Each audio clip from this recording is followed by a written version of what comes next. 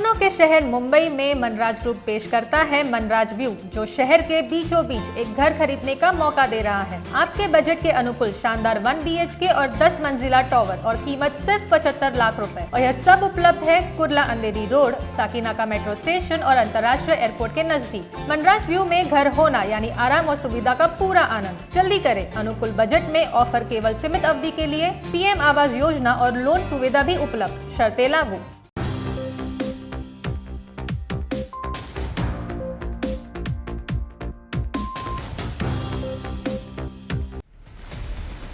मुंबई के कुर्ला में एक महिला ने अपनी बहन एवं 2 भाइयों के साथ मिलकर पति की हत्या कर उसकी लाश को घर में ही दफना दिया।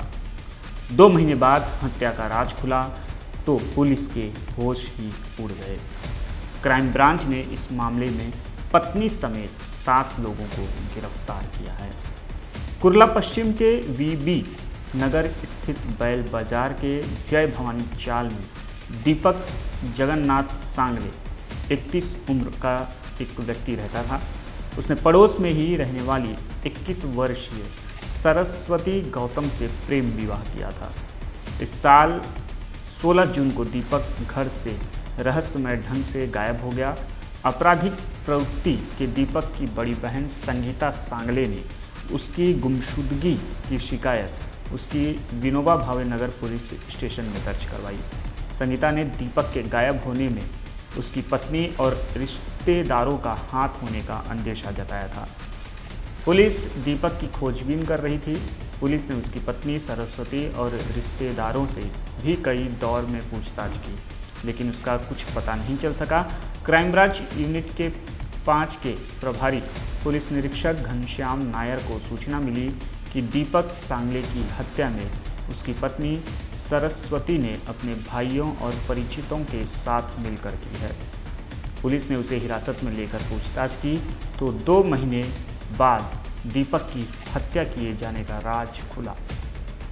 सरस्वती ने पति दीपक की हत्या 2 भाई आनंद मस्तराम गौतम 21, आदित्य मस्तराम गौतम 19, बहन मनीषा प्रशांत आचरे 27, परिचित विशाल राजीव कराड़े 25, किशोर प्रमोद साहू 27 और ऋतिक प्रेम विश्वकर्मा 22 के साथ मिलकर अंजाम दिया था। उन्होंने उसकी लाश अपने घर में ही दफना दी थी। आपराधिक प्रवृत्ति का दीपक अपनी पत्नी, साले और साली समेत पड़ोसियों के साथ मारपीट करता था। वे उसके प्रताड़ना से तंग आकर उसकी हत्या करने का निश्चय किया। DRB न्यूज़ के लिए राहुल पांडे की रिपोर्ट। घर में सब काम किए थे उसका, और हम लोग को उसके ऊपर ही शक था पूरा। क्या काम? उसको मार डाले वो लोग ने घर में, और वो हम लोग को शक था तो हम लोग ने क्या किया, उतना कंप्लीट करके VB नगर वाले कुछ इंटरेस्ट ले रहे नहीं, इसके लिए हम लोग ना क्राइम ब्रांच में गए। क्राइम ब्रांच में जाके फिर दर्जी आर्जी करके वो लोग के हाथ में दे दिए। तो फिर वो लोग का प्रोसीजर वो लोग ने चालू किया और आज वो लोग की वजह से सब मालूम गिरा। हम इसको काम मार के क्या किया गया बताओ? उसको घर में उसकी औरत ने और इधर के 3 लड़के लोग और साले 2 साले थे और 1 साली थी, और उसके बाप इन लोग ने क्या किया, माँ इन लोग ने उसको ना क्या किया, गला बिला दबा के काट पीट के उसको पूरा खड्डा खोद के घर में दफना दिए। और बाप ने ना, बाप कड़िया मिस्त्री, बाप ने ही उसका कोबा प्लास्टर होके करके और वो उसको गांव में भेज दी बाप को। उसकी मारने की वजह? उसकी मारने की वजह कुछ भी नहीं, वो क्या मालूम मेरे भाई का कैसा, मेरे भाई के पास बहुत कुछ है, तो क्या मकसद है उसका, और फिर भी बाहर चालू था तो मेरे भाई को मालूम था। तभी भी मेरे भाई ने उसको जान दे बोला, एक्सेप्ट किया, बोला जान दे, गलती सबसे होती। तो उसने ना ये सब लड़के लोग से मिलके, माँ बहन सब वो लोग के पूरे खानदान वाले सब वो लोग ने मिलके उसके साथ में वो ऐसा कर दिया। उसके नशे की दवा डाले खाने में, उसको सुला दिए, और फिर उसने क्या किया, उसको लाश से पहला मारी मेरे भाई को, उठा नहीं तो लाश से मार के उठाई। तो ना उसको क्या किया है ना, फिर वो लड़के लोग को बुला ली, वो लड़के लोग ने भी उसको मारना बिरना चालू किया। तो मेरा भाई उठा था ना, उसके पेट में छुरा घुसा दिए, बोले कि हम लोग ने छुरा घुसा दिए। फिर वो मेरे भाई ने क्या किया, वो लोग का हाथ का लेके उन लोग को ही मारा, 4 जन को। उन लोग को पूरा इधर इधर लग गया। तो हम लोग का ऐसा और शक हो गया कि मेरा भाई गया और दूसरे दिन ऐसा क्यों हो गया। तो फिर इसने क्या की, उसकी औरत ने उसको ना, मेरे आदमी को, मेरे भाई को ऐसा करके ना उन्होंने ये कर दी।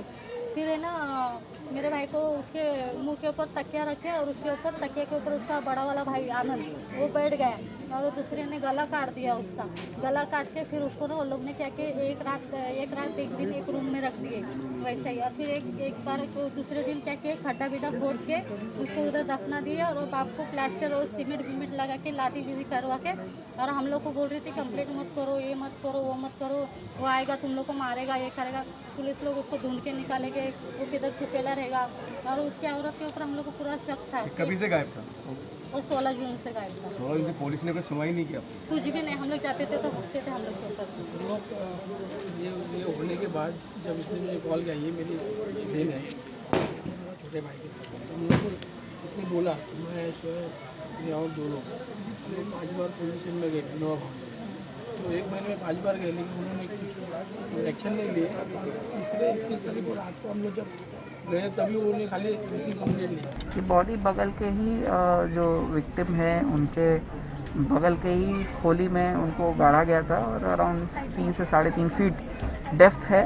और जो बॉडी अभी हमने सरफेस तक पहुंच गए हैं, बॉडी डेलिकेट कंडीशन में है, इसलिए उसको अभी और 1-2 घंटा हमें एकदम केयरफुली उसको एक्सकवेट करना पड़ेगा।